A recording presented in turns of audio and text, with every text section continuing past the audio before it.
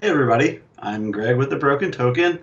Thanks for joining me on my workshop today. I'm pretty excited to go over what it's like to customize and modify your game organization. So if you have any wooden organizers and you want to sort of take them to the next level, one way to do that is through staining and painting and embellishing the details on the organizers, and it can really make them kind of like a nice focal point for the game. So they don't have to just be functional, but they can also look really cool too. And I think it makes them more enjoyable. So today I'm going to be working on just one particular project. I'm going to be customizing our Zombicide sci-fi crate, but the processes and the methodologies I'm going to be showing you can kind of be applied to anything really. So I'm just going to be talking in general about how to stain, how to paint, what works good on wood, what might not work, and what those techniques are like. And of course, love for you to ask questions along the way. We've got an hour and a half here, so if there's any questions that you have about anything related to organization, even if it's not specifically about staining or painting, then feel free to ask those in chat, and we'll try to answer your questions. So with that, I guess we'll go ahead and get started and do some fun stuff. So I guess the first thing we'll talk about is sort of staining versus painting. And one rule to kind of remember is that you can always paint over stain, but you can't really stain something once it's been painted. So if you're going to be doing something where you want to use a combination of stain and paint, think about that and try to get your staining done first. And then once everything that you want stained is stained, you can apply layers of paint on top of that, and it makes it a little bit easier. Also, since stain tends to soak into the wood and spread out, then you have to keep that in mind too when you're applying stain, that it's going to maybe soak into areas that you didn't want to get stained. So if you apply paint over it, it'll mask that, and you'll sort of see that a little bit. So another fun thing, I would typically probably do a lot of this stuff outside. If you're working with stain, it's going to maybe smell and be a little messy. So I wouldn't normally do this in my house, but for the purpose of this workshop and streaming, then we will do it all in here. So let's see. Let me just get my protective glove on. So I definitely recommend using like a neoprene glove. Neoprene, is that right? They have several different kinds out, but just something to protect your fingers from stain. So when it comes to staining wood, there's a few different kinds of products out there. There are gel stains, which are thick and have a gel texture, and then there are thinner, more liquidy stains. And this is one of those by Minwax. It's called a penetrating stain. Let me hold it up here so you can kind of see it better into that shot. Gel stains work nicely too. They're not quite as runny. And then you've got these thinner ones that sort of spread out a little bit more. This is an old can, but still works good. One thing you probably want to stay away from when it comes to choosing stains are products that have a polyurethane mixed in them. I can't remember what they might be called. I think Minwax brand is called Polyshades. But it's basically a color and a polyurethane in one. It's supposed to be like an easy one-step process, but polyurethane is really sticky and it takes a long time to dry. So trying to work with that, being super sticky, is not very user-friendly. So I prefer to use standard stain with no polyurethane mixed in. Once that's dried, then you can coat your finished product later with a polyurethane or some other kind of sealant like that. So let's see, this should be shaken up pretty good from yesterday. So let me pop it open. Try not to make a mess here. All right, so the other thing about staining is how do we apply it to the wood? So if you're new to this kind of process, you might think, oh, okay, go buy a paintbrush, dip it in the stain, and slather it on. And that's really not kind of the best way that you want to do stain. It soaks up a lot in the brush, it goes everywhere, and you get way too much stain on the piece you're working on, probably a lot more than you really want. So you want to control how much you get onto the wood piece. And the best way to do that is by applying stain with a rag or like a staining sponge. You can buy sponges made for that, but I just find using a shop towel normally works pretty well. This is maybe not the best type of towel to use because it does have a little bits of fibers that come off, and you kind of don't want that, but it was the closest thing I could find, so I'm going to use it. But if you can find a towel that doesn't like shed fibers, that's probably best, because your wood is going to have little bits of fiber sticking up on it.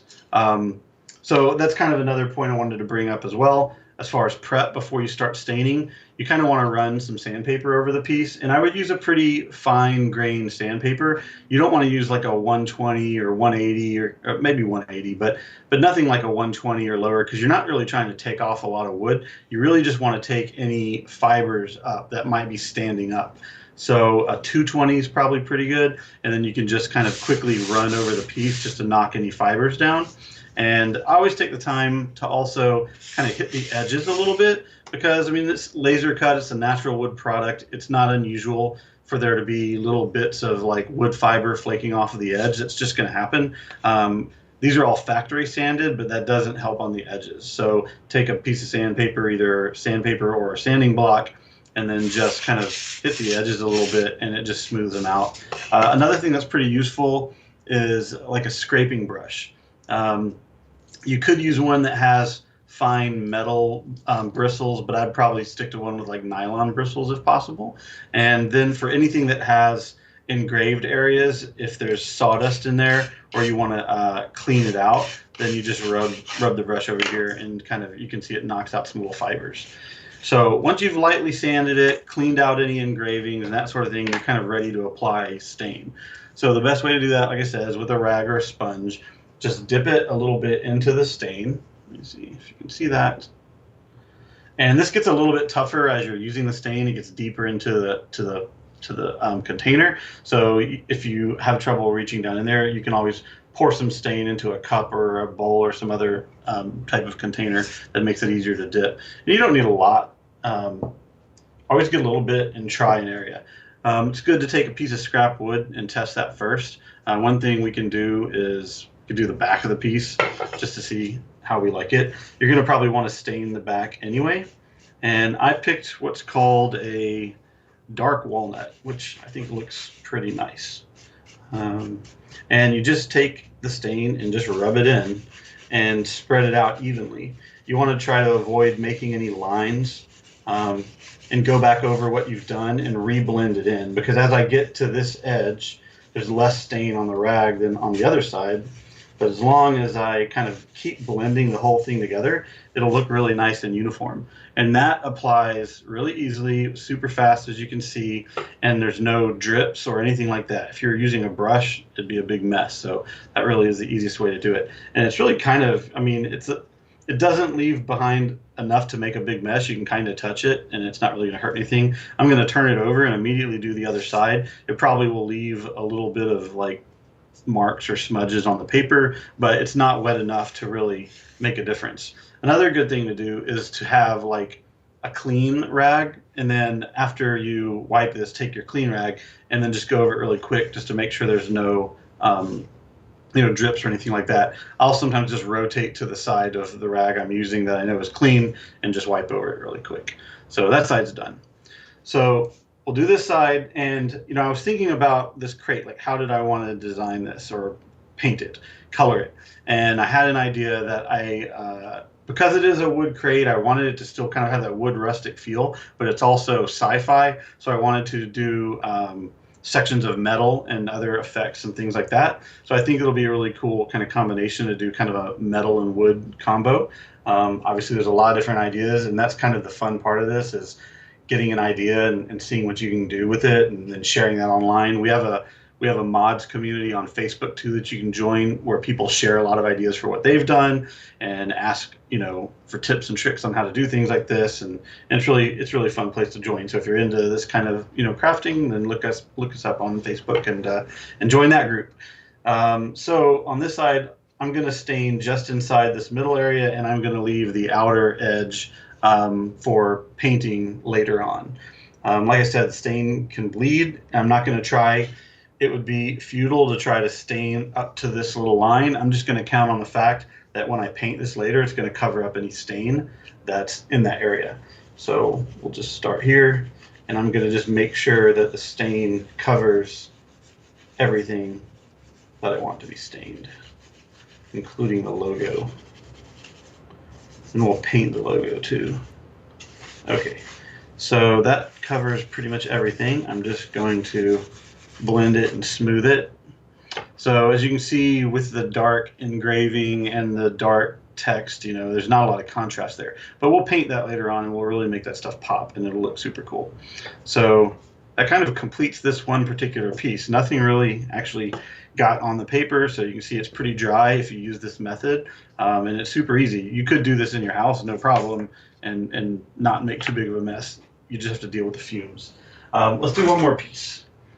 This is the other piece of the side. This particular crate's really big, so this is a side piece. This is the top of the lid, and this is the bottom, and this is just one of the short sides. So, whoops, dog wandered in. So let's dip the rag in a little bit more. And Greg, we do have a question on Twitch. Oh, perfect. So is it possible to mask off areas so two separate stain colors don't interact? Thank you for the question. It is possible. The difficult part about that is depending on the piece that you're trying to do, if you just wanted to mask straight down the middle of the wood, it would be a little bit difficult because the grains of the wood are going to cause the stain to follow the grain lines. So even if you mask it off and you apply stain, it's going to want to seep along those grain lines past your masking because it's not actually coming from the top. It's going to like soak through the wood into the side. So that can be really difficult to do depending on the wood and the direction of the grain. You might have more luck if you were masking with the grain, but I would say for the piece of wood you're trying to do, try a sample somewhere and see if you can pull it off. It might be a little bit difficult. If you're doing this method with the rag and you're applying it very, very lightly on the top, you'll have a lot more success trying that than you would if you were painting it on and putting like a lot of stain on there. Then it would definitely soak in. So that could be hard. It could be challenging.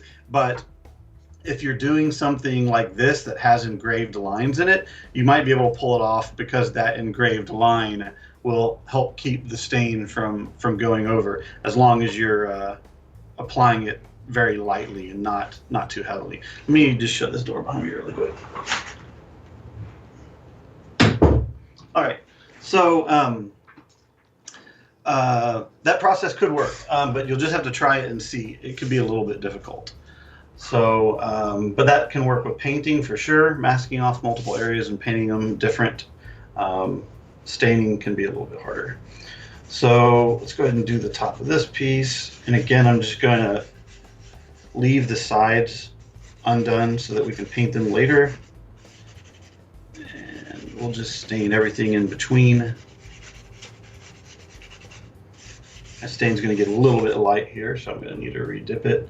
And you definitely want to complete one side. You don't really want to let it dry, or you'll notice darker areas where you go back and try to apply the stain later. So try to get it all in one area and then just blend it all.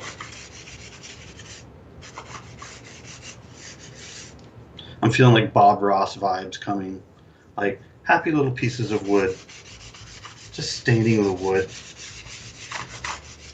All right, that looks good. And we'll flip it over and we'll do the back side.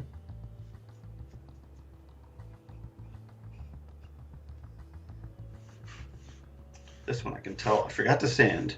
When I rub the rag this way, it's nice and smooth. And when I rub it this way, I can feel it grabbing all those fibers and trying to pull them up. So one thing about wood, it has all these fibers in it.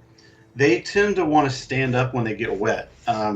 Whether it's water or stain or anything, wood fibers that were flattened out will tend to want to stand up.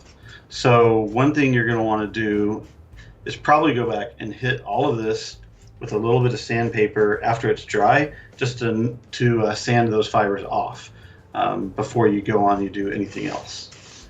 Also, when you rub against the grain and the fibers is when you're likely to pull bits of your cloth rag off if it sheds. So trying to avoid all of that. This piece was a little more damp, so it did leave a little bit behind on the paper, but not too much of a mess. So I think we got everything. I'm just making sure that we went past all the lines. The inside looks good. I didn't really cover this. I guess as you can tell, we're staining these pieces before we put it together, and that's really how we recommend doing it. Trying to stain a box after you've assembled it is going to be very difficult because it's hard to get in all the corners. So it's really easier to work on all these parts before you put it together. So the downside to that is, I think I'm done staining, so I'm going to pull this off for now. The downside to doing it before you put it together is you'll have to maybe do some touch-up when it's all done and it's assembled. Maybe a little piece of wood is chipped here and it's exposing the unstained wood, or you wanted the edges to sort of be a different color. So after you assemble it, you might have to go back and do some touch-up. But we definitely recommend that you do all of the staining sort of before it's assembled. So let's see. I've done pieces in various stages here, so we don't have to wait for things to dry. I'm going to set these aside. Let me just leave them on the desk here, move them out of the way. So let's say you leave these to dry. Always just follow the instructions on the stain can, and you're safe leaving something overnight to dry. It should be dry by the next day. Depending on the airflow and the environment, you might be able to, it'll probably be fine after a few hours of drying as well. So I've got some pieces that I did here yesterday. I didn't do the backs, I just did the fronts, but for this purpose, that's fine. And now I want to talk about what I would do in the next step of this. If I was going to stain, the next thing I ever wanted to do is apply a metal paint with a spray can to the sides. I found that some of the spray metallics look really good. They look a lot more realistic than some paint-on metallics. So if I really want this to look like a more realistic metal crate, then I want to use spray paint. And I obviously don't want to get paint on the areas that I've already done. So let's do that next. Where do I put my tape? Here it is. Okay, so painter's tape is your friend. Any kind of blue or green tape that they make for masking lines is good, because this kind of tape is pretty sticky, but it also comes off very easily. So we're going to use this, and we're just going to mask over the areas that I've stained that I don't want to get hit with spray paint. It's going to be along this line right here. So I'm just going to make sure I cover that line with tape. Tear it off. All right.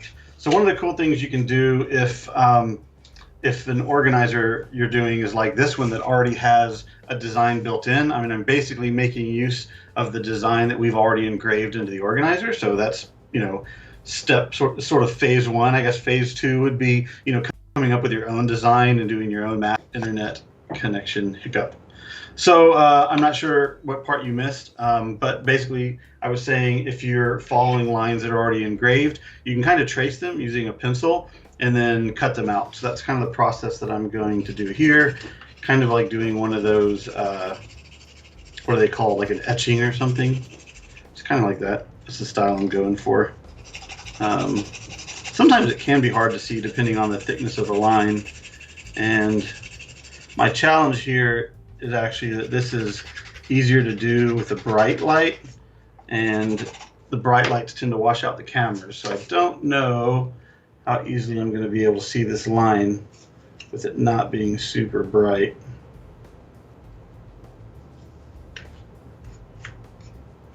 Yeah, it's a little bit hard for me to see the line.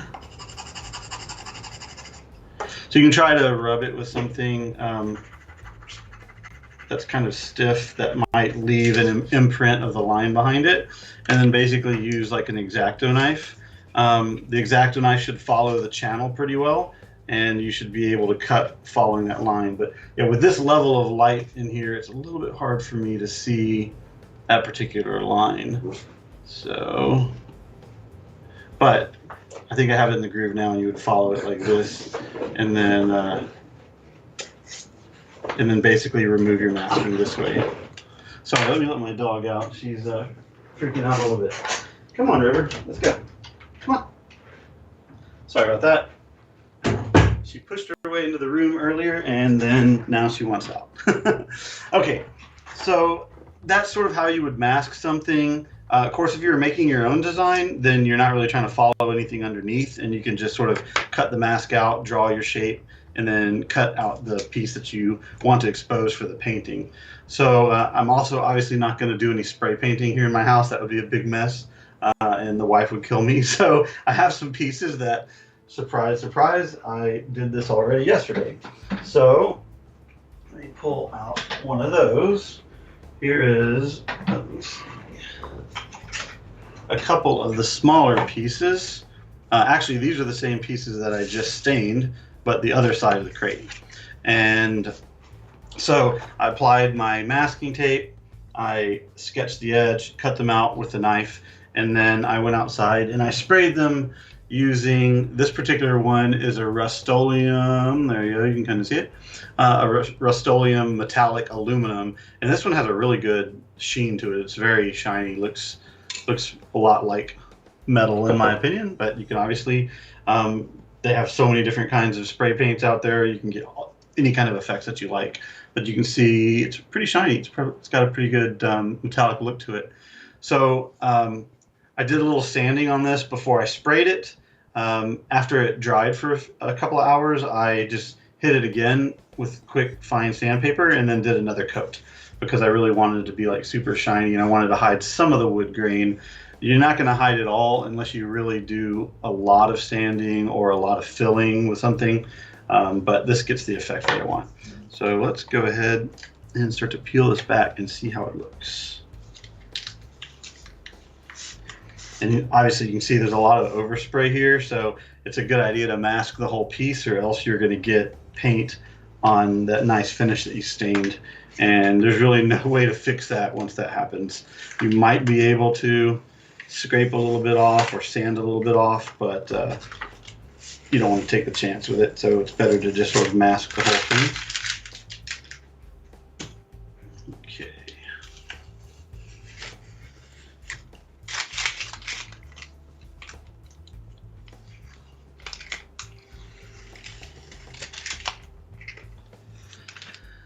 I don't have the chat window pulled up here, so let me know if there are any other questions that come up, Des. So we did have a question to what stains do you like to use? So I know you went over the one that you're using. I don't know if you have any other ones that you recommend.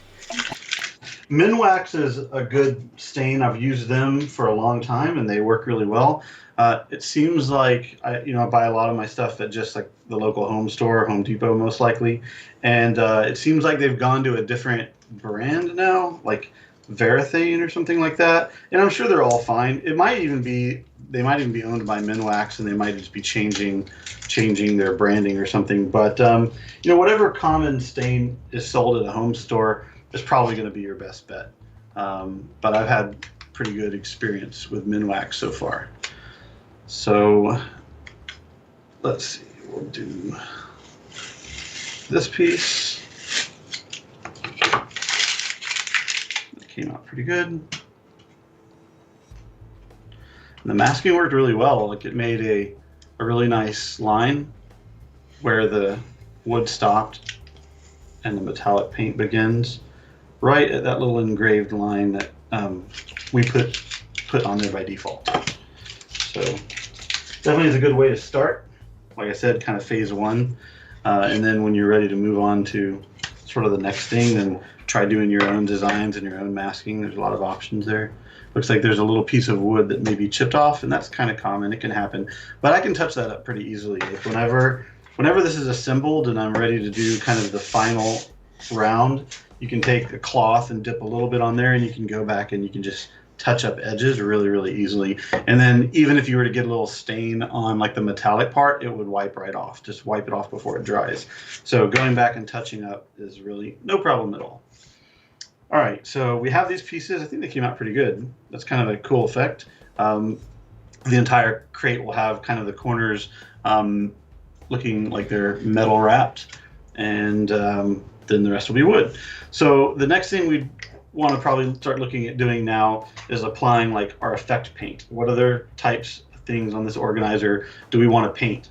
And there are these cool lines down the middle. To me, they're kind of like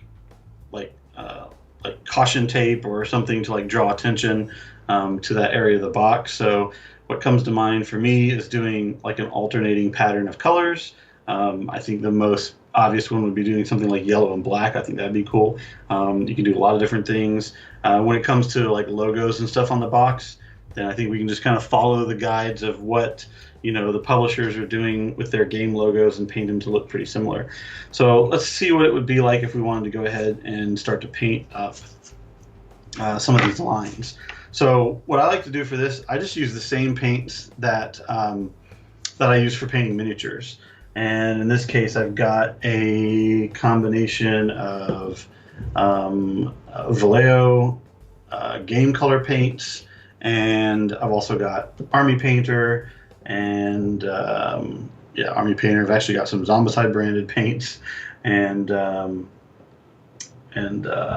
else do I have? I forgot whose paints those were. But yeah, any of your miniature paints will work great. And so different brands, if you've painted before, you're probably familiar that some brands have different consistency in terms of how thin they are or how much color they put down. And depending on the brightness of the color and what you're painting over, you might need to do multiple coats. Painting yellow, like a whole bright color like yellow or white on top of something dark, is probably one of the most challenging things to do. So that's going to be a little bit tough, but it just takes a few coats and you can get it looking good. I like to use a palette just to get my paints out there, where I can add water and thin them if I need to. At this point, this is very, very similar if you're familiar with miniature painting or you've watched tutorials. I think last year Terry did one on miniature painting. Is that right, Des? Is she doing one again this year? So yeah, she did. She's done quite a few for us for painting, but I think this year she's doing more about maybe how to bling out your board games and your miniatures. Cool. I saw that one on the workshop too. I just didn't know if I missed one about miniature painting, but the same concepts kind of apply here. Painting wood versus painting miniatures, it's the same kind of thing. So for me, I like using a magnifier when I do this because I really want to get up close to the lines. And you can see as I'm applying this yellow that it's really not great coverage on the first coat. Like I said, light colors like this are very difficult to do. You could certainly try to do something like this with the spray and masking, but there's a lot of little yellow parts, so that would be a lot of masking to do it this way. So I don't mind painting the old-fashioned way. So I'll just tend to mask off my large areas and then paint the smaller areas.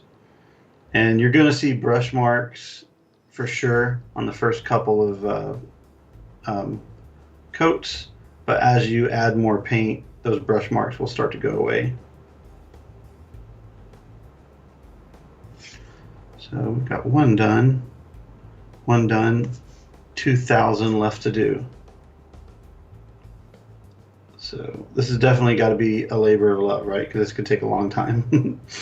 I painted some of this on a couple of other pieces yesterday, and I spent a few hours doing it, but I really enjoy it. So if it's something that you like doing, it doesn't really matter how long it takes, right? And almost the longer it takes, the more pride you have in it when it's done. But it's really up to you and how much time you want to spend in doing this sort of customization, because any little bit is going to look good, even if you just stained and did spray painting like I've done with the metal. That's already a big improvement over just bare wood. So this is the kind of thing I would touch up on like a second or third coat. I can even use, if I get some paint in an area that I didn't want, and you can use an X-Acto knife, and you can actually just kind of scrape some of that paint out even after it's dry. Working with wood is pretty forgiving, so that's nice. There's very little things you can't undo once you've done them. And the paint dries super fast. So the first piece that I already did is already kind of dry. So, at any point after that, you can kind of go back over it with another coat. And you can see it doesn't brighten it up a ton, but it does it a couple of shades. So it might take you 3 or 4 coats to really get the brightness that you want. That's sort of up to you. Obviously, it's artistic, so whatever floats your boat and makes you happy.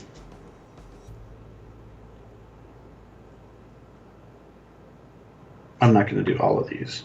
We'll move on to doing other things, but I'll do some of it. Okay, so that's good enough for now for the yellow. And I want to alternate with black. So black is great. Compared to yellow, it covers so well, and it's so easy to put on. I can thin this out and still get really good coverage. So I'm adding a little bit of water to it and mixing it up. Makes it flow nice and easily. And then we'll do the same thing, but just in alternate areas with black. So that's something to think about, you know, when you're planning out your design, thinking about painting from lights to darks in that order makes it easier.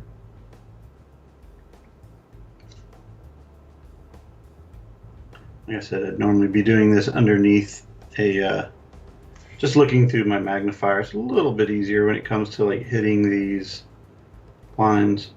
But the nice thing about the lines, they do act like a little bit of a buffer. They give you a little bit of wiggle room, so it makes it a little bit easier to paint within the lines when those are there versus freehanding the whole thing. So you can see that's done. Oops, I don't have to flip it around. So the yellows definitely need a couple more coats to brighten them up, but the black can kind of be done in one coat, and that works pretty well. And maybe we'll just finish up this corner.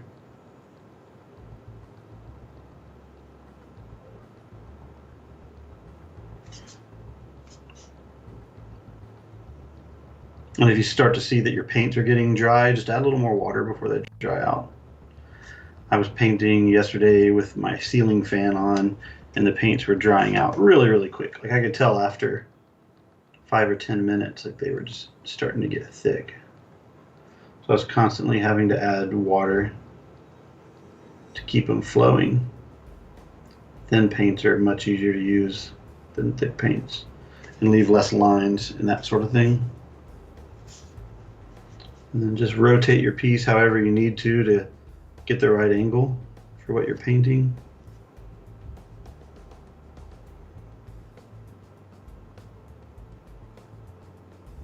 Pretty good. I got a little bit on the yellow there, but I can touch that up later. It's never going to be perfect your first time. Just it's all about how much you want to obsess over something or whether you just want to make it good enough.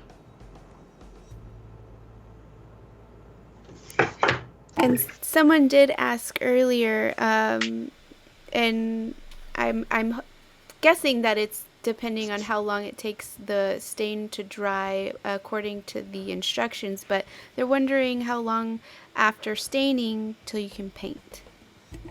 So pretty quickly actually. So okay, I think I have chat up now. Cool. So pretty quickly, the stain dries pretty fast, you know. So let's look at the stuff that we just stained.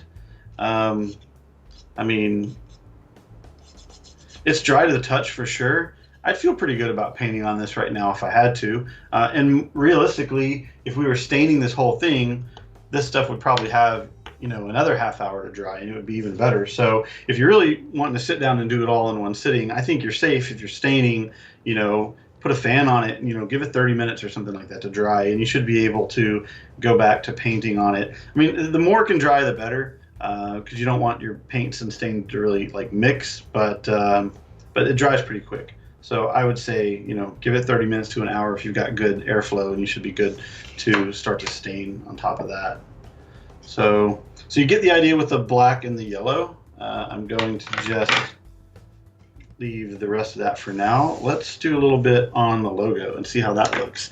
I was just looking a little bit to see if I could get some inspiration online for the logo, and looking at the Zombicide Invader picture of the box. The logo is basically just kind of a light colored, like a light gray shaded down to more of a medium gray. And I think what I'll do is let's just base coat with a, I definitely don't want to go as bright as a white. I want to do something like a light gray. I thought I had a lighter gray than this. This one looks a little bit darker. Let's see, 1 second. Oh, those are the same. Roughly the same. Okay. So, squirt a little bit of gray in the palette.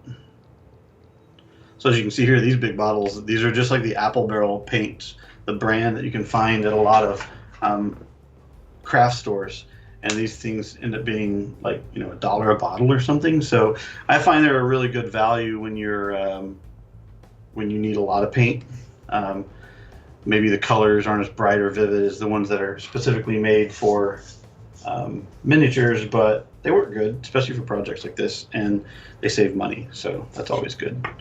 They may also need to be thinned up a bit because they can be a little bit thicker, since what you would typically use them for would be larger surface area. So I added a little bit of water to this gray, and I made a big mess with my paintbrush. Okay, so on logos like these, they're really fun to do, and they're nice because a lot of times they're raised with the engraving around them, so it makes them a little bit easier to apply the paint. I apologize that my overhead camera is a little bit further back this time because I wanted you to see the large pieces, but when I'm doing something really close up like this, it's probably a little bit harder to see. Hopefully you can make out what's going on.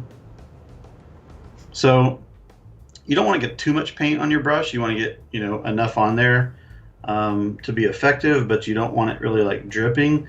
And when you're painting something raised like this, just try to go from like an inside to an outside and rub the paint towards the edge. If you work from an outside towards the inside, then you're more likely to rub the paint off and like scrape it off the edge and then have it drip down, and you don't really want to do that. You want to avoid making a mess. So I find it's easy to just work towards the outside.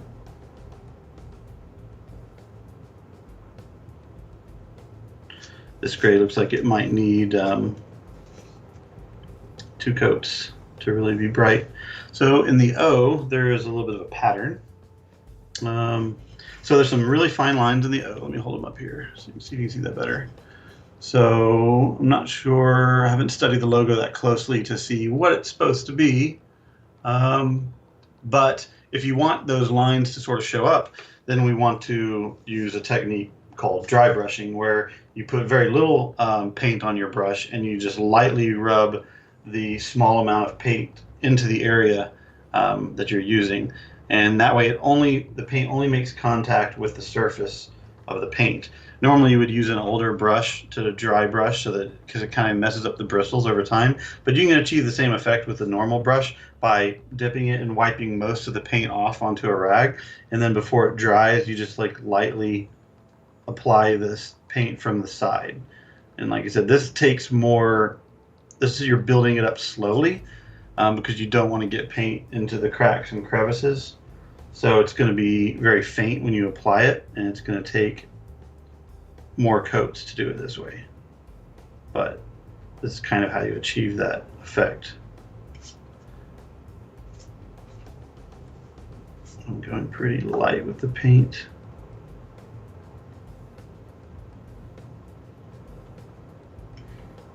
This is just one of those techniques that takes a little bit of practice. Some of the bottom areas that are bigger, I can just go with a little bit more paint on it.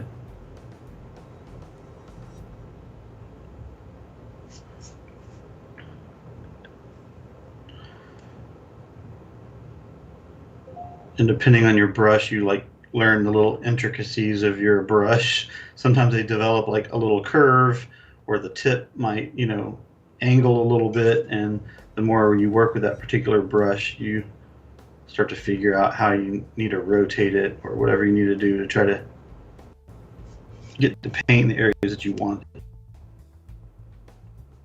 The joys of the internet connections. My biggest fear is that this would be the time that like my cable provider would decide to do maintenance or something and take down my internet connection. Don't say that. Yeah, don't want to jinx it. But so far, so good.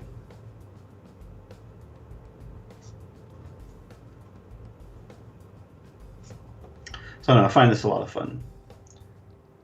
If you're watching this, maybe it's because you already know you're kind of into this sort of thing. And if you haven't tried it before, I would definitely encourage it. It's fun. I don't know, I find it very relaxing. It's de-stressing.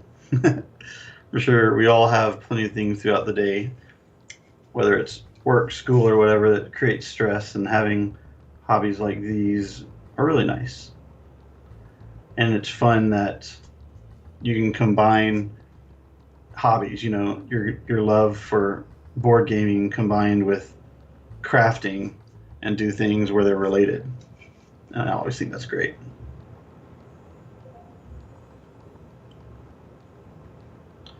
All right, well, you guys kind of get the idea about painting the logo. We probably won't sit here and go through the whole thing.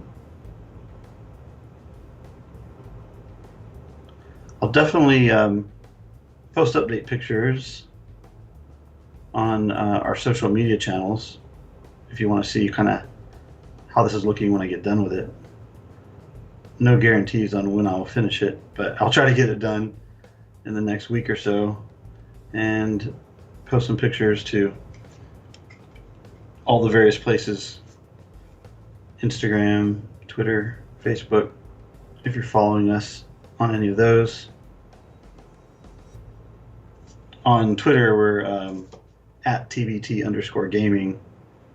On Instagram, we're just The Broken Token. And on Facebook, we're The Broken Token. So look us up there if you're not following us. We'll post pictures to this and other stuff that we make.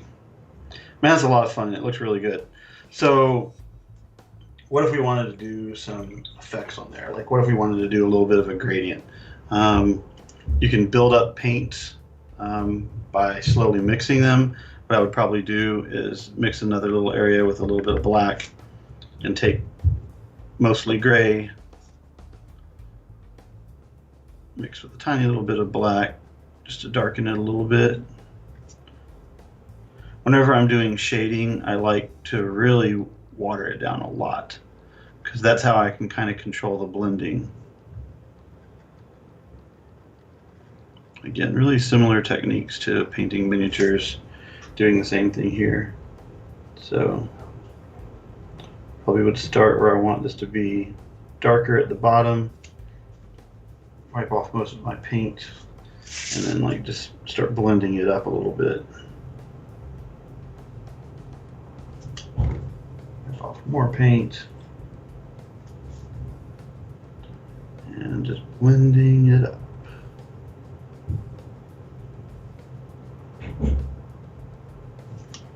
So that's pretty subtle. Might even be a little bit hard to see on the camera, but I did darker at the bottom and just blended up a little bit. You can see a line there because what I just did is wet, but when that dries, it should be a little bit more of a gradual fade. And if you want to go darker, then just use more black and just play with it until you find what you like. That's what it's all about. Seeing what works for you. So that kind of gives you an idea of doing the logo, doing the other effects. There's also these screws and kind of like bolts on the side. How are we doing for time? 4:46? We're pretty good, huh? So I was looking at these and thinking about what I wanted to do with them. And it kind of looks to me like these are like a hex head bolt with a washer maybe, or something like that. But then there's another line. So I was thinking, well, maybe let's paint the outside line like black because I like contrast. The black against the aluminum will make those really pop, and that'll be cool. And then I'd like to maybe shade around the outside edges of the bolt where the washer would be, which will kind of make the bolt pop off a little bit. But let's try one or two of these and see how that looks. And someone is asking if you've painted a ton since all this quarantine started. Actually, I haven't. It's funny when all this stuff started, you start thinking about like, what are you gonna do? I'm gonna have all this time at home, but man, I found a way to eat up all my time doing other stuff, and haven't painted as much as I thought I would. I spent some time organizing my office and getting space so that I could set up all my paints, and I haven't spent as much time as I would have liked to. I've done a lot of other little projects that have been fun, but I love painting. And every time I get back into painting, I always sit there and ask myself, like, why am I not doing this more often? Like, I really enjoy it. I should be painting a little bit every night, but I just get busy with other stuff. So I'd like to do more. And I like painting as a group event, which kind of sounds funny, but I used to like to get together with my friends and paint miniatures together. It's like sit in the same room while you paint, so you can carry on conversation. And man, while I'm doing this, I'm making a mess of this. I am not super proud of the way this is coming out. This is definitely one that I would be doing under my magnifying glass. And I'm making a little bit of a mess trying to do it without that. Let me see what this looks like. This is probably not going to work. If I bring my light over here, it's pretty glary. Yeah, and it's in the screen, so you can't really see it. It's not really going to work. But yeah, so these things right here, I'll just show it to you. I love this thing. This is like a built-in LED light. You can see the lights underneath. It's got a brightness, and it's got the magnifier built in. So like if you're like me, I'm in my 40s, and my eyesight, you can start to tell it's not the same as it was when I was in my 20s, and I can't focus on something super small that close to my face as much as I used to be able to. So these magnifiers are like super helpful. I'm not gonna leave this in the way the whole time, but I'm just gonna finish it up here. So probably blocking everything. Okay. So yeah, that could be better, and I can clean it up for sure. Like I said, you can go through with a knife on an area where maybe you got some paint and you didn't want it, and you can kind of scrape it off. I can also touch up with the aluminum paint. So that might be a good question. Hey Greg, how would you touch up with the spray paint later on? So no, the easiest thing to do there would probably take you like an old, just a cup or something, like a solo cup or whatever. Take some of the paint and spray it in there, and then paint it on with a brush. So that makes an easy way to touch up areas that you sprayed on before without trying to, spray it and make a big mess. So yeah, that's not that great of a circle. I mean, at a distance, it's not that bad, but up close, you can see I made a couple little areas where I went over the lines. So I would touch those up later on. One of the other things that I was saying I probably would try to do for an effect here would be take a little bit of black, water it down. Working with black can be hard because it is just so dark and unforgivable, but I kind of wanted to see if I could blend out from the edge of the... It might not work very well. The hard part too about painting on this metallic spray paint is that it's pretty slippery because it's like a spray paint, and because it's metallic, like it doesn't hold paint. I mean, what am I trying to say? The paint just like slides off of it really easily. So it's hard for me to get the shading effect that I wanted to try.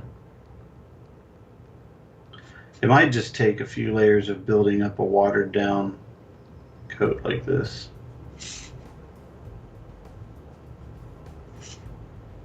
But the idea was to take some watered down black and just paint on the outside of that bolt line a little bit to sort of emphasize it, like it's making a shadow. So I mean, it's not perfect, but you can kind of see from there I've got a little bit of shading on the outside of that bolt, and I could build that up and do a little bit more over time. Maybe the black is too stark on the ring. I don't know if I necessarily like it. Maybe I would try doing this with a dark gray or something if I didn't want it to pop off quite as much. But another area where you just have to try things and see what works and what you like and what you don't like. So, okay, so what have we done? We've done some logo, we've done some effects, we've got spray paint, we can paint on top of that. Let me look at some other pieces here and see what we've got, because I had some other ideas of things I wanted to kind of play around with.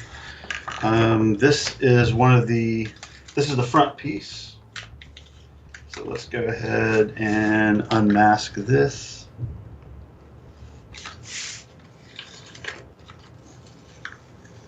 You still want to kind of pull this tape off gently, just because you don't want to like grab any wood grain and yank it right off of your wood.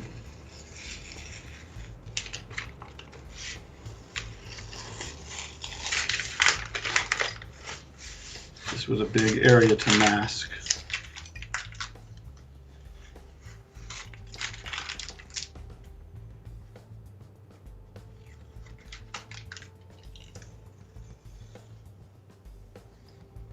Something about pulling off this mask and seeing the nice straight lines is like super satisfying.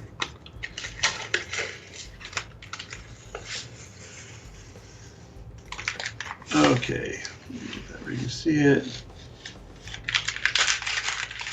I know the glare from the lighting makes it a little bit hard to see the detail and maybe appreciate the difference. The light's a little bit harsh. Okay. So that's pulled off now. Let me see if I can get this at a better angle so that you can kind of see. Yeah, the metallic stuff is really shiny. I really like the way that came out. I think the stain's a good color. There are so many stain choices out there to choose from, whether you want something light or dark. So there's another logo here on the front. I would do this to match the logo on the side. There's some other effects on here, and there's this padlock icon looking thing. And I think what I'd want to do here is maybe leave the padlock silver, but just have it be emphasized by painting black around the edge. So let's do a little bit of that. Let's add a little bit of water because it's probably starting to thin out. So this is another area where it's helpful to have the magnifier, I think. There's a lot of surface area here. And where the wood tends to be engraved away, it's a pretty rough surface on the bottom. So you need a lot of paint and just like work it in there. While I'm doing this, I'll try to see if I can catch up on anything I missed in chat.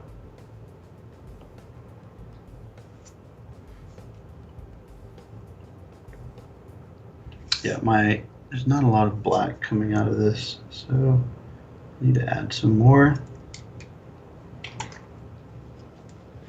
Okay, I'll put more black in there and more water. My workspace is actually really dimly lit right now compared to what I would be doing if I was doing this for real. And I didn't think about that yesterday when I was kind of painting and running through some of these steps. I had all my lighting set up for what's comfortable for me to see, and that would not be good for cameras. Like, it would blow things out so much. I mean, I'd have this light on all the way like right here in my face, and it would be really hard for you to see what's going on, but it would be a lot easier for me to work if I was doing it that way. So I apologize that it's not coming out super clean and straight. And someone did ask if you have, or what would be in your ideal starter kit, and I'm thinking like as far as starting painting these or any miniatures.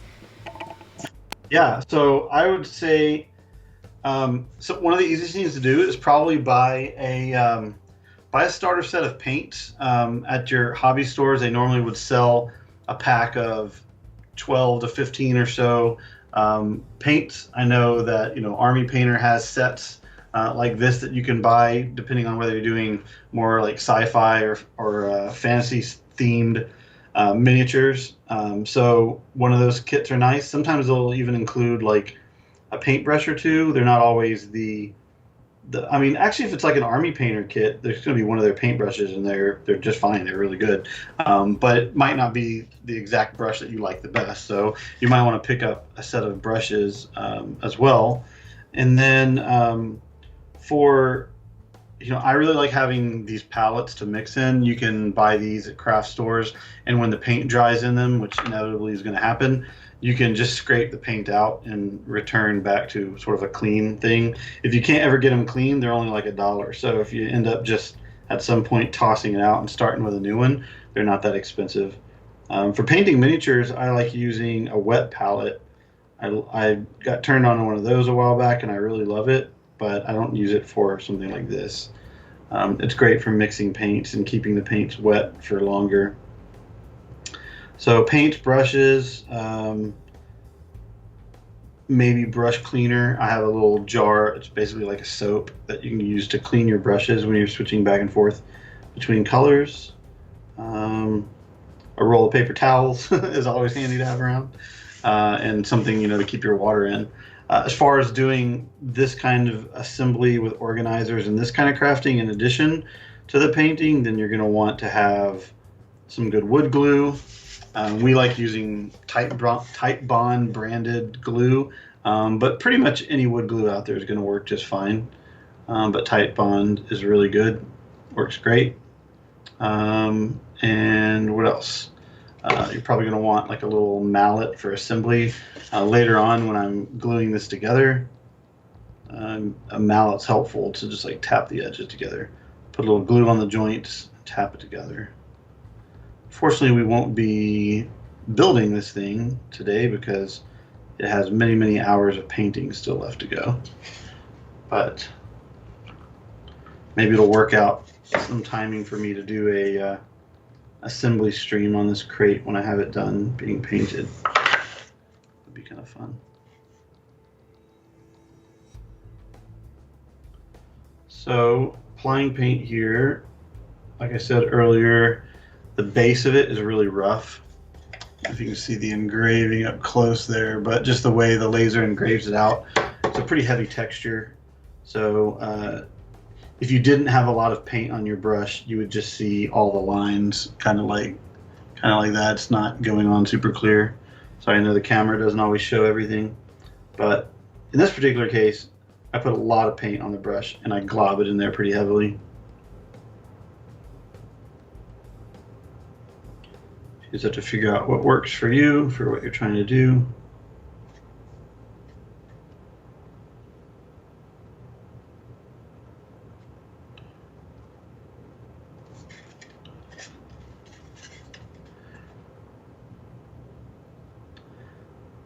I should have thought about doing this first so the paint could be dry.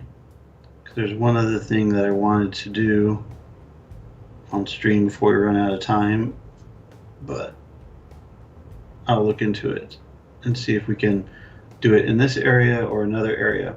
But one of the things I wanted to do, I've been playing with lately, which is a lot of fun, is playing with like acrylic resin pours. There's so many fun things that you can do with that stuff, and it makes for some really neat effects. And so I did a little bit on a piece of this that I'll show you. It unfortunately didn't come out the way that I had hoped, but that's all what trial and error is about. You just try something. If it doesn't work, try something else.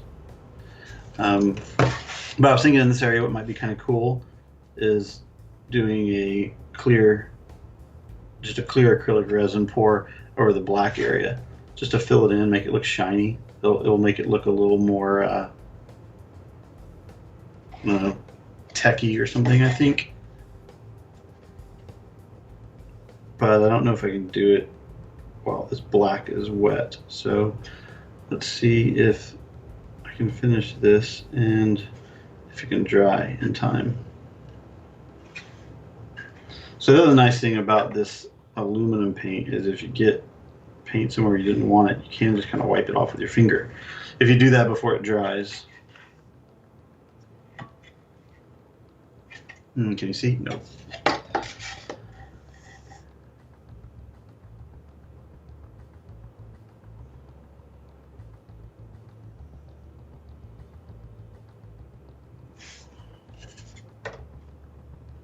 And you might have to switch paintbrushes if you get to an area where you just can't get in there. Okay. Almost done with this area. I'm going to add a little more water to the black because I need this to flow really easily. And now I'm going to try to get it in this area. And I know this is going to be a little messy, but I'm not super worried about it because I'll just clean it off. This is also an area where I can go back with the aluminum paint when I'm done and touch it up. So, see if I can do this with a towel. Sometimes it's hard with a towel because you'll get it into the paint. It won't all wipe off perfectly, but I can go back with the aluminum when I'm done during the touch-up phase and clean up these lines a little bit more. The main thing I just need to do is make sure all the black is filled in. And then we'll do a little bit in the little keyhole.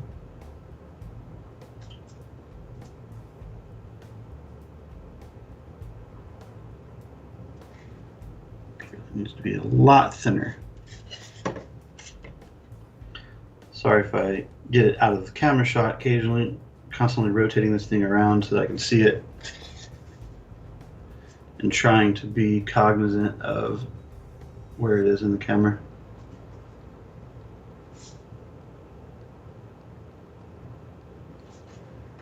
Okay. That's close, almost done.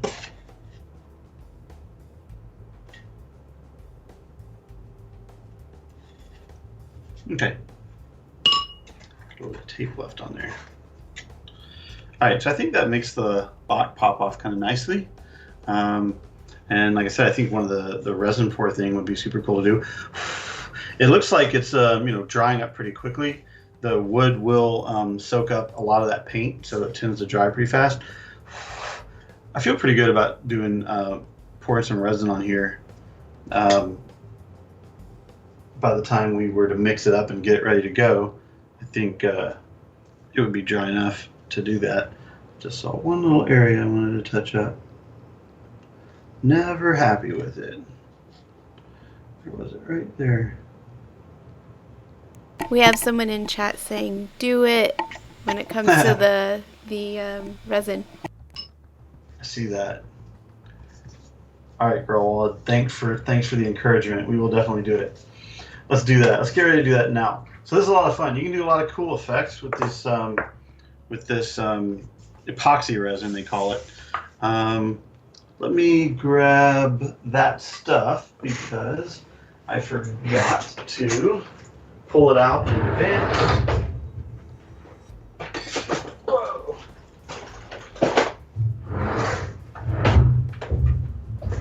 But I'm fairly organized when it comes to all my supplies, so I have all my epoxy resin stuff right here in this bin. So let's see what we need. Okay, so I've got stuff in here for silicone mold making and pouring epoxy resin. So we're going to take out these two things and a stir stick and a mixing cup.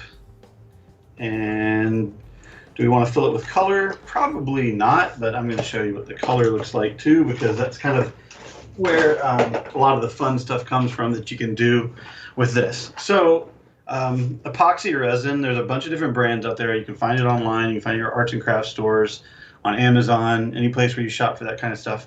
This always comes as a two-part mixture. There is a resin component and a hardener component. And by themselves, they don't do anything. They will sit in these containers for however long that you keep them. Once you mix them together, the hardener will activate with the resin, and they'll start going through a chemical transformation where they will harden up. And it takes about 24 hours for that to happen. So you have plenty of time to work with this stuff. This is not something that is going to get away from you quickly or anything like that. It doesn't dry super fast. It can be a little bit messy. My bottle had some stuff on the bottom of it. It just drips. But yeah, they would recommend that you would wear gloves with this too. But hey, we're throwing caution to the wind because I don't have another glove on me. So, all right. And so the other cool thing about this stuff, so once you mix it together, it starts that chemical reaction. Read the instructions on the bottles, but these here say to stir for about 3 minutes. And during that time, you can add mixtures. So there's a lot of cool things that you can do that you can add to get different effects. So this, for example, is a box of mica powders that I purchased. And these are really reasonable. And then honestly, they look like little bags of mica powder, but this is enough to do like, you could mix like a gallon of epoxy resin with one of these bags easily. Like this stuff will last you forever, unless you're trying to pour like an entire table or something like that. So there's all these super cool colors, and they're bright. And these particular mica powders are, they're very sparkly, and they're really, really fine. And so those are cool. And there's other kinds of things that you can get as well. I also have another set of powders in here that are glow in the dark. It's cool in concept, but in reality, I found they don't really glow that great. Maybe I need to use a lot more of it, but I've tried, after I've mixed these in, putting them under the light and then showing them, and they just don't glow as much as I would like them to glow. And like I said, maybe I need to learn how to use them better, maybe I need to use more of it, or maybe they're just not as good as I'd hoped they would be, but they're supposed to glow in the dark. So you can do some cool stuff with that. All right. So, should we do a color in there? I was just thinking about doing clear, but it might be kind of neat to mix a little bit of something in there. What would be neat? Like, I'm trying to think if it were like, if this lock were backlit or something, like if it had like LED around the edge, what would that look like? And while there's going to be no light source from it, that's kind of what I would think of if we mixed in a color. Maybe if we used like a blue or something. On top of the black, it's not going to be bright. This is going to be only a little bit noticeable. If we had painted that white or something, then you would notice the color. But I really wanted the contrast for the padlock. But let's try mixing a little blue in there and just see like how it looks. So let's see how we're doing on time. 5:09. We got about 15-20 minutes left or so. So all right, for the resin stuff, again, you'll want to refer to the instructions. But on all the ones that I've seen, you always mix these in a 1-to-1 mixture of hardener and resin, and you want to stay pretty close to that, because if you're too light on the hardener, it can take a lot longer to dry. If you're too light on the resin, it won't fully dry at all, and it'll always be a little bit sticky. So 1-to-1 as best as you can. So these mixing cups are super handy. They have on them ounces, grams, milliliters, so whatever makes it easier for you to figure out what you need. And in this particular case, we actually don't need very much. This is a really small amount. And honestly, I'd probably be pouring the resin like a little bit later in the process, but I know I can still touch up the aluminum color around it when it's done, so I'm not super worried about that. We're only going to mix up, let's say, man, we don't need much at all. But I don't like to have not enough and run out, because that can be a mess. So I'm going to do, I don't even know if I can do only 5 millimeters, which would be 2.5 of each. That's such a small amount to mix. This is the resin. I always pour it first. And the resins are like pretty thick, so it takes a minute for it to come out. Let's just eyeball it a little bit. We'll eyeball the first amount. See what that is. That looks like it is not enough. I'm also down to just the end of these particular bottles. I have more of it in there, but I wanted to use up all this first. Come on, resin. Okay. Get that out of the way. So I have maybe, I have to like hold it up to the light to see how much is in there. It's about 2.5 milliliters. So I'm going to try to fill it up to the 5mm mark with hardener.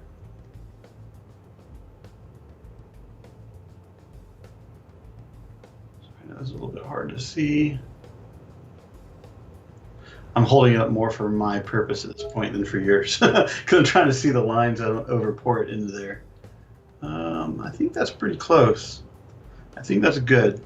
You can be a little bit off on your mixture. You just want to be, fairly close. So I should have 5mm or milliliters in there. Sorry, about 2.5 of each. So that looks pretty good. So now you're just going to want to stir this, like they said, for about 3 minutes. I don't think you really got to go that long. You just want to get it stirred, especially for a small amount like this. You're going to get it stirred up. One thing you want to do is you want to try to not introduce air bubbles as much as possible, because it can be a little bit harder to get the bubbles out. I do have a heat gun over here, and that's one way. You can do it with a heat gun or with a blowtorch. Blowtorch, obviously, against wood, probably not a good idea. Not an open flame, you'll char it.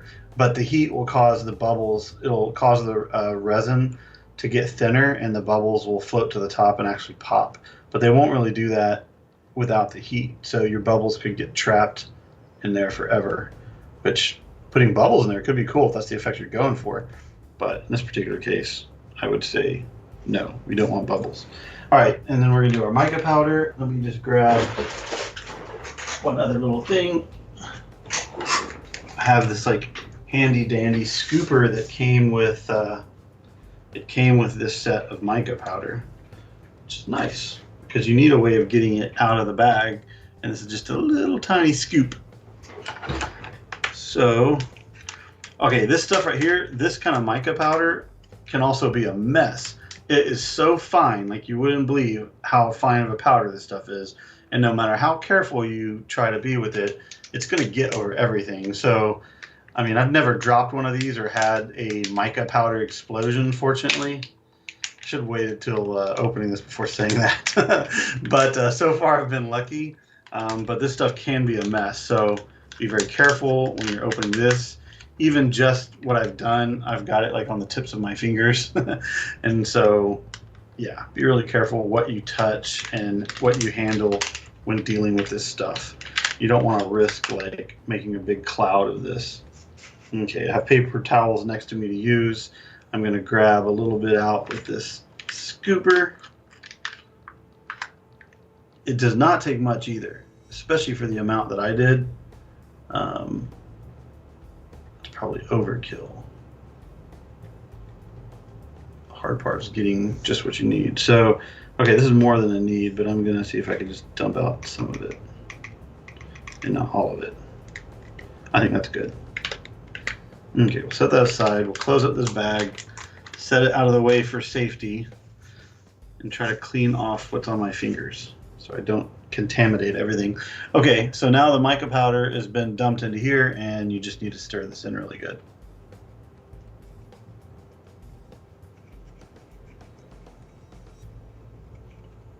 It's actually coming out really blue. We'll see how this looks. Hopefully this looks good. Hopefully I haven't just screwed up my crate. I think it's going to be neat. We'll see.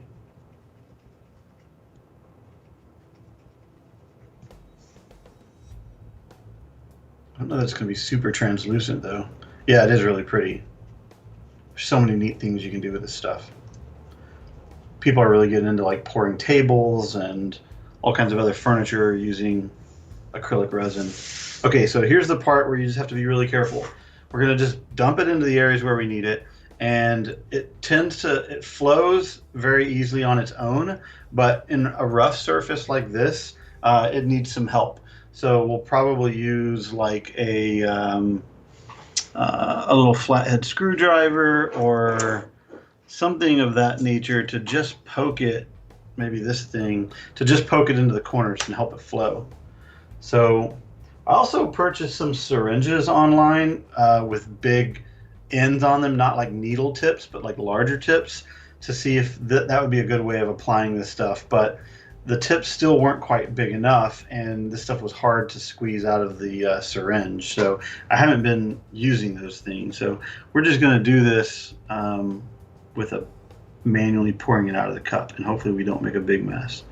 So it's a little bit hard to gauge how much you're going to need. So don't over pour. Just put enough in there to start. Once you get it so that it's flowing, it's easy to add more later on, and it will level itself out at that point. So just get enough that you can spread it around, and then you can see if you need to add more, because it's really hard to take the resin out if you pour too much in there. And then try to get it in each of the main areas where you're pouring it. Sorry, I know you're probably not able to see this, but I have to be right over the area that I'm pouring in to avoid getting it where I don't want to go. And that drip, I could not avoid it, but I didn't want that drip. Okay, let me try to clean some of that off with a paper towel. I know there's way more in the middle than what I needed, and I made a big mess. Okay, so let me clean that off. Probably easier to use my finger at this point.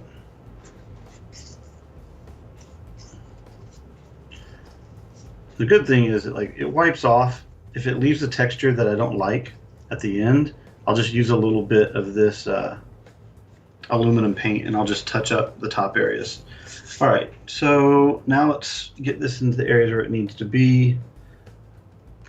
I'm just going to use the tip of this and push this towards the edges. Once it's there, like I said, it will flow.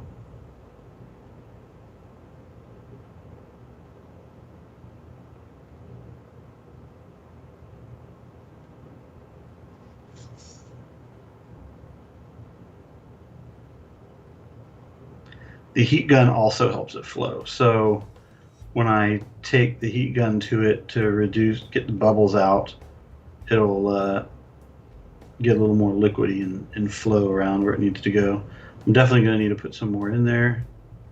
And like I mentioned earlier, the working time on this stuff is really good, so you don't have to worry about it drying on you too fast. Like, this stuff is workable for easily half an hour, maybe even an hour.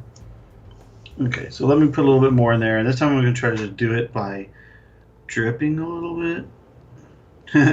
And notice I said that like a question, because I'm not even confident that's the way to go. Because, yeah, I didn't want a lot, but that worked pretty good. Put another drop there, put one more drop in the middle. One drop. A little bit there. Actually, with all the wiping that I did, I think I need a little bit more in the keyhole area. A little bit too much came out when I touched the... Yeah, that was good. All right, so let's continue pushing this stuff into the crack here.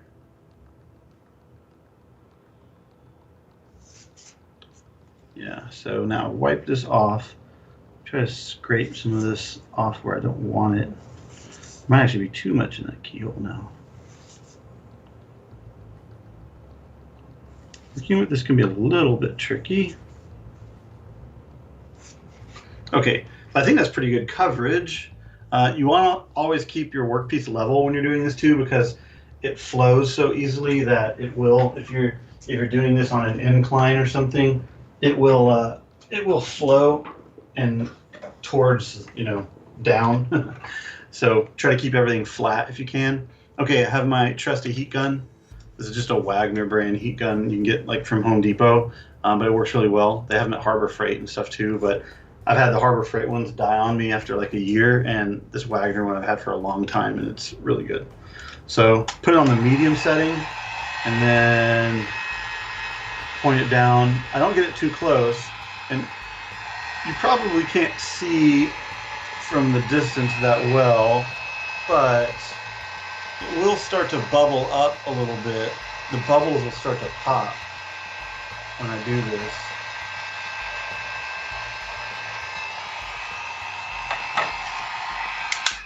Okay, so manufacturers, well, I don't know if it's manufacturers of this stuff or just the community that use it, but I've read the recommendation when you're doing a pour like this, you only want to really pour about an eighth of an inch of resin before you try to heat it and get the bubbles out. If you try to pour, an inch deep of resin or a half inch deep of resin, you're only going to get the bubbles out of the top surface. So when you're working with something like this, most of the time, any of these engravings, they're going to be well under an eighth of an inch deep, so you don't have to worry about it. But if you are getting into doing this resin pour for other things, just keep that in mind, that you're going to want to try to get the bubbles out before you pour too deep of a layer of something. So yeah, I think this is going to turn out pretty cool. You can't really see the black through it, but the black did keep it muted a little bit. You can kind of tell when you look at it closely that there's black behind there. If we had done a white background, then the blue would have definitely popped more. But that wasn't the effect I was going for, because it's the background. You kind of want to see the padlock, and you just want what's around it to be kind of neat. So I think it's going to be kind of cool. I mean, I don't know if it fits the theme, swirly blue, like shiny dust inside there, but it looks cool, right? So that's all that matters, is like doing something that's going to look neat. So yeah, so that's kind of how you do a resin pour. It's pretty simple. Just takes a little bit of practice and getting used to working with it. I have, this much resin left in the cup, so it actually looks like most of what I poured is still here. It used very little. So it's definitely best for you to have a strategy of what you want to do with your resin and do it all at one time, so that you can mix it up and use it in multiple areas. That is, of course, if you're going to be using the same color. If you're going to use different colors, then you can do them at different times. You can also do some pretty cool combinations with multiple colors.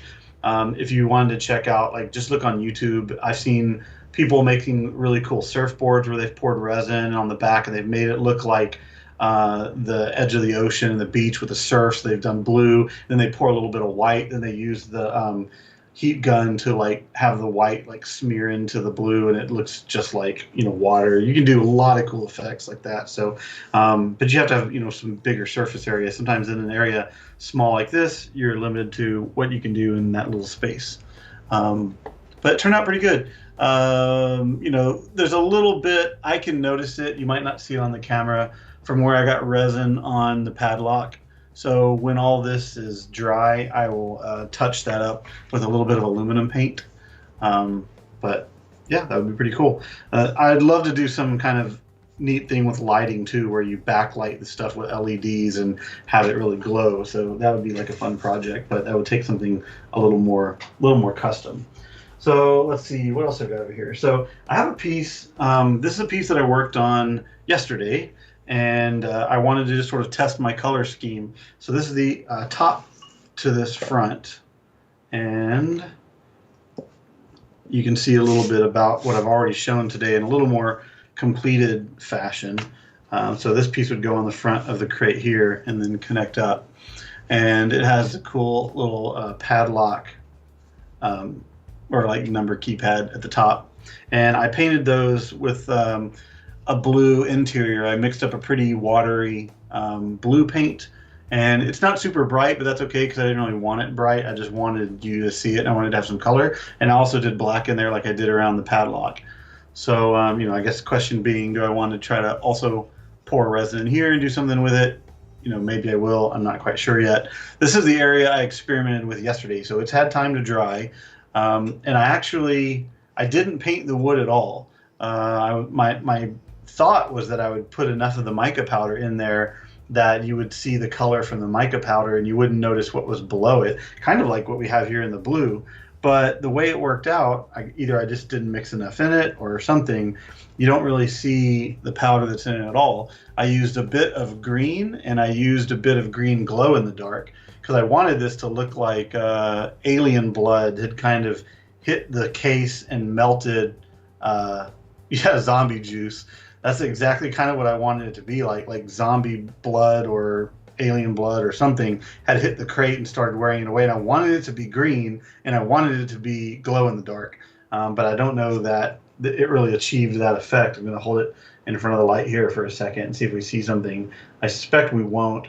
I'm guessing it maybe takes a lot more of this glow-in-the-dark powder for it to really shine. Yeah, I'm not really seeing any glow out of it, but I'll have to check back with the manufacturer recommendations on that to see what makes it work. So what I might end up doing with this is just painting over the acrylic with a green paint or something, and then maybe I didn't pour that much in there. I could probably even pour a little bit more acrylic over it when I'm done.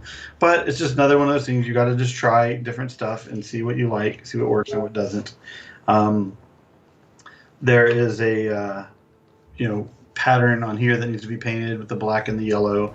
I probably could use another coat of yellow on here. It looks pretty decent on camera, I think, but in person I can see some brush strokes. One thing that'll help with your finish is when you cover all of this in a polyurethane, having a uniform shine does a lot for covering up mistakes and things, because a lot of what you notice sometimes just has to do with the way the light catches something. So when I spray all of this with a gloss polyurethane, it's going to look 10 times better. So that's going to be super cool, and that's something you want to do outside as well. Use a spray can, keep it level, store it someplace that's not dusty, where you won't have like a bug land in it, because that stuff can take like 8 hours to dry. So if there's ever a time that a fly will land in something, it'll be when your polyurethane is trying to dry, and then it'll be a bug stuck in there forever. So keep it someplace clean and out of the way, hopefully where it can dry. So I've covered a few different things here. I think that hopefully should help if you guys want to take a kit like this and turn it into a cool centerpiece. And we talked about staining, painting effects, doing some resin pours. When you're done assembling it, is the time to spray it with a polyurethane and give it a nice coating. Poly coat sometimes can take, if you're using a spray, 2 or 3 different coats, depending on how much of a glossy sheen you want to build up on it. But what I like to do after 1 or 2 coats is hit it with like a 400 grit or 600 grit really fine sandpaper, and then spray it again. If it looks a little cloudy, like when you hit the sandpaper, don't get nervous, because dust it off, and when you spray another coat on it, that will go away, and it'll look really good.